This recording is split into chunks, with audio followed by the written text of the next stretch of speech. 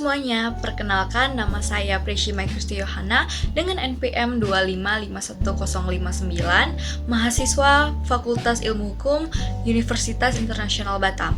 Pada video pembelajaran ini, saya akan membahas topik sumber hukum formil dan sumber hukum material dalam sistem hukum Indonesia. Tujuan dari pembuatan video ini adalah untuk memberikan pemahaman dasar mengenai dari mana hukum berasal, bagaimana hukum dibentuk, dan bagaimana hukum tersebut memiliki kekuatan mengikat di Indonesia. Pemahaman mengenai sumber hukum sangat penting, khususnya bagi mahasiswa hukum, karena menjadi dasar dalam memahami penerapan hukum dalam kehidupan bermasyarakat dan bernegara.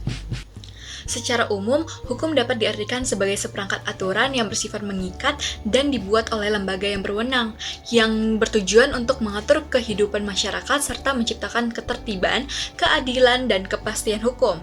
Indonesia merupakan negara hukum, sebagaimana ditegaskan dalam Pasal 1 Ayat 3 Undang-Undang Dasar Negara Republik Indonesia tahun 1945 yang menyatakan bahwa negara Indonesia adalah negara hukum. Artinya, seluruh penyelenggaraan kehidupan bernegara harus didasarkan pada hukum, bukan kekuasaan semata.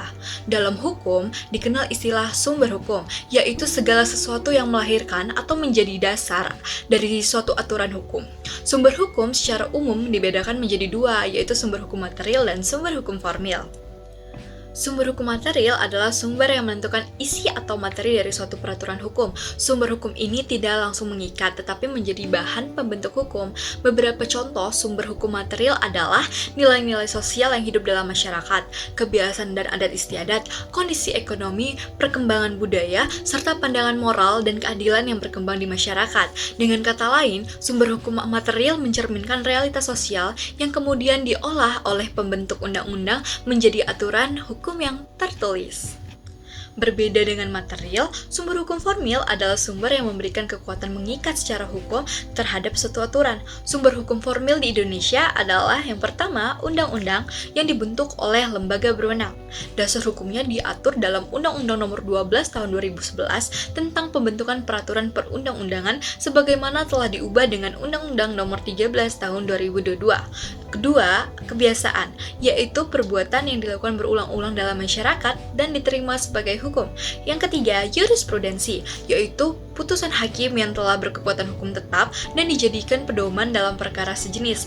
Keempat, traktat atau perjanjian internasional, khususnya yang telah diratifikasi oleh negara. Kelima, doktrin, yaitu pendapat para sarjana hukum atau para ahli yang memiliki pengaruh dalam pengembangan ilmu dan praktik hukum.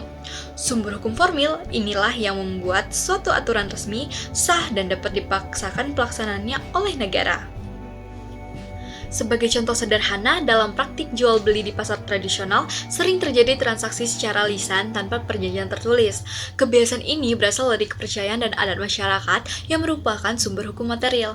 Namun, ketika terjadi sengketa, misalnya salah satu pihak tidak memenuhi kewajibannya, maka penyelesaiannya tetap merujuk pada Kitab Undang-Undang Hukum Perdata, khususnya ketentuan mengenai perjanjian dan jual beli yang merupakan sumber hukum formil. Dari contoh tersebut, dapat dilihat bahwa sumber hukum material memengaruhi isi hukum, sementara sumber hukum formil memberikan kepastian dan kekuatan hukum dalam penyelesaiannya. Sebagai penutup, dapat disimpulkan bahwa sumber hukum material dan sumber hukum formil merupakan fondasi utama dalam sistem hukum Indonesia. Sumber hukum material merefleksikan nilai, kebutuhan, serta dinamika yang hidup dalam masyarakat, sedangkan sumber hukum formil memberikan bentuk, kepastian, dan kekuatan mengikat terhadap nilai-nilai tersebut. Pemahaman terhadap sumber hukum menjadi sangat penting, khususnya bagi mahasiswa hukum, agar hukum tidak dipahami secara sempit hanya sebagai kumpulan pasal, melainkan sebagai suatu sistem yang lahir dari realitas sosial dan bertujuan untuk menciptakan ketertiban, keadilan, serta kepastian hukum.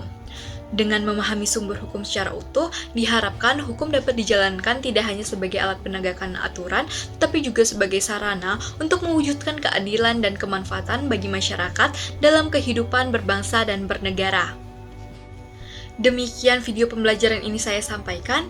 Terima kasih atas perhatiannya.